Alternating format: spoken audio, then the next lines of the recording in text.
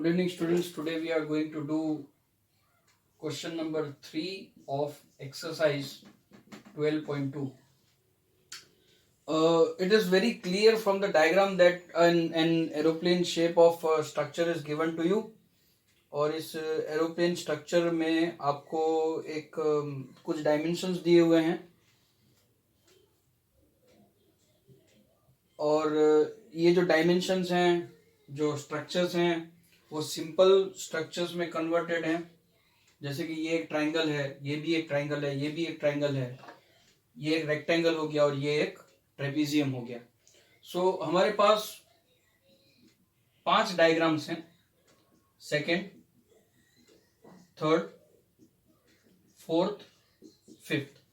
इन पांचों का individual area निकाल लें और उसके बाद जो टोटल एरिया हमें सभी को प्लस करके हमें टोटल एरिया मिल सकता है. क्वेश्चन क्या है मैं एक बार पढ़ लेता हूं बुक से.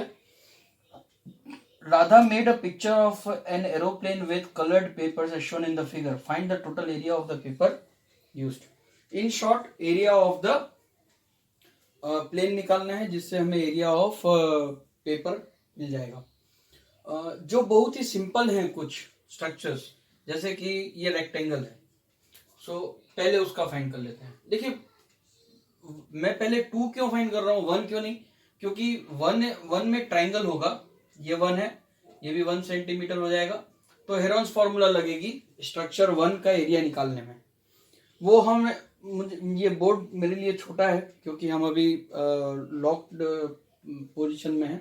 मेरे पास बड़ा बोर्ड नहीं है घर पे, इसलिए मैं पहले इस स्ट्रक्चर को मिटाऊंगा और फिर मैं 1 और 3rd नंबर को लेकर यहाँ पे उसका एरिया निकालूंगा. तो अभी हम जो हमारे लिए जो इजी हैं, जो बहुत ही सिंपल कैलकुलेशन से हो जाते हैं, पहले उनको कर लेते हैं, बाद में हम इनके लिए जाएंगे. तो एरिया ऑफ सेकेंड स्ट्रक्चर जो है वो होगा 1.5 इंटू 6.5. क्योंकि रेक्टेंगल है तो फॉर्मूला हो जाएगी L इंटू बी. तो that will be 6.5 into 1 centimetre, that is equal to 6.5 centimetre square. Similarly area of 4 और एरिया ऑफ 5, क्योंकि दोनों सेम टाइप के ट्राइंगल्स हैं. एरोप्लेन में जो 2 विंग्स होती है वो एग्जैक्टली सेम होती है, इसलिए किसी भी एक का एरिया अगर आप निकाल लो तो मिल जाएगा. अब देखिए, ये भी एक ट्राइंगल है, ये भी ट्राइंगल है, तो इसका एरिया क्यों इजी हो जाएगा और इसका क्यों हेरोन्स फॉर्मूला जाना पड़ेगा?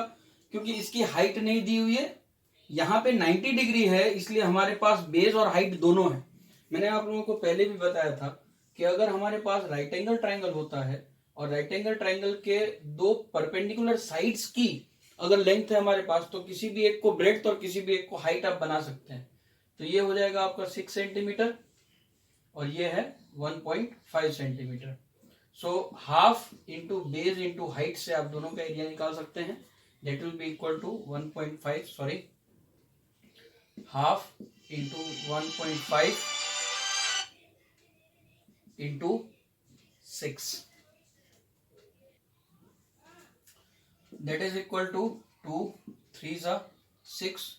1.5 into 3 is 4.5 सेंटीमीटर स्क्वायर. तो हम यहाँ पे सेकेंड का एरिया आ गया हमारे पास 6.5 centimetre square.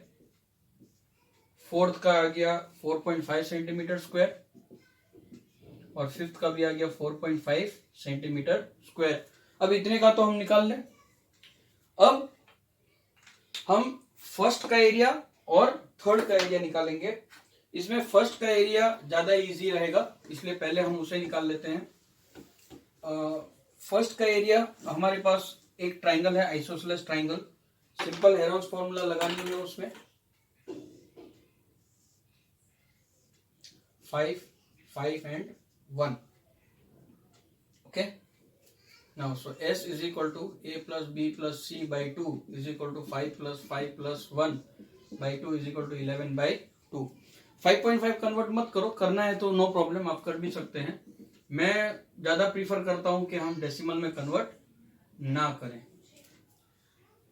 Area is equal to area of 1 is equal to whole under root S bracket S minus A S minus B S minus C is equal to 5.5 into 5.5 minus 5, 5.5 minus 5, 5.5 minus 1, that is equal to 5.5 into 0.5 into 0.5 into 4.5, right.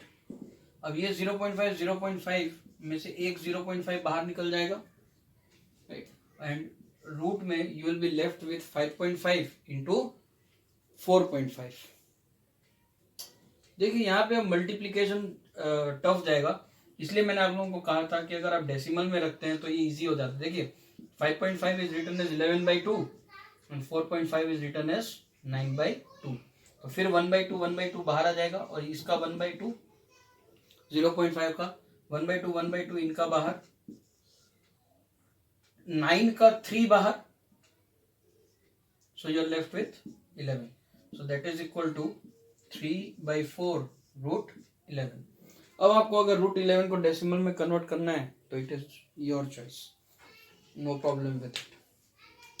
Next step, so 1 का भी area लिख देते हैं यहाँ पे 3/4 root 11 centimetre square. आप बोलेंगे कि ये रूट 11 में आंसर नहीं है, डेसिमल में, no problem, you can go for decimal this thing, but आपके मार्क्स नहीं कटेंगे at the end of the sum, right. अगर एग्जाम में इस तरह से क्वेश्चन पूछा जाता है तो the examiner will not cut your marks because he or she knows that the answer is correct, right? Now area of the third structure जो था वो एक आइसोसेलेस ट्रेपीजियम है, 1 1 1 1 centimetre 1 centimetre 1 centimetre and 2 centimetre, इस तरह से। तो ये भी मैंने आप लोगों को आइसोसेलेस ट्रेपीजियम के लिए सिखाया था, अगर आप लोगों को याद, इस तरह से आप कर लीजिए। तो ये 1 है तो ये 1 हो जाएगा, ये x, so x plus 1 plus x is equal to 2, originally ये 2 था, तो x आपको मिलेगा 0.5 जब आप इसको आगे सॉल्व करेंगे तो, राइट, या हाफ। अब इसका एरिया, हाँ, अब इसको आप 1 और 1/2, तो आप हाइट निकाल सकते हैं, ये 1 सेंटीमीटर और ये 1/2, ये हाइट हो गई, जो हमें नहीं पता 90 डिग्री, ओके। इस ट्राइंगल के या इस ट्राइंगल, दोनों ट्राइंगल सेम ही है, आइसोसेलेस ट्रेपीजियम का हमने जैसे निकाला था सेम उसी तरह से आपको निकालना है। सो ये हो जाएगा h² plus 1/2 square is equal to 1 square, क्योंकि 90 डिग्री है इसलिए ये hypotenuse. So h² is equal to 1 minus 1/4, so h² is equal to 3/4, so h is equal to √3/2। अब हाइट मिल गई आपको √3/2, सो एरिया ऑफ ट्रेपीजियम क्या हो जाएगा, so area of third structure is equal to half into height into sum of 2 parallel sides, trapezium वाली formula, this is equal to half into √3/2 into a is 1 plus 2, that is equal to 3 into √3/4। फिर से इसको आप यहाँ पे ऐसे कर दीजिए 3/4 इंटू √3, तो टोटल आंसर क्या हो जाएगा, 4.5 9 प्लस 6 15 15.5 15.5 प्लस 3/4 ब्रैकेट √11 प्लस √3, ये आपका आंसर हो जाएगा centimetre square. This will give you total area of the plane, और इतना ही एरिया का पेपर यूज होगा। दिस इज क्वेश्चन नंबर 3 ऑफ एक्सरसाइज 12.2।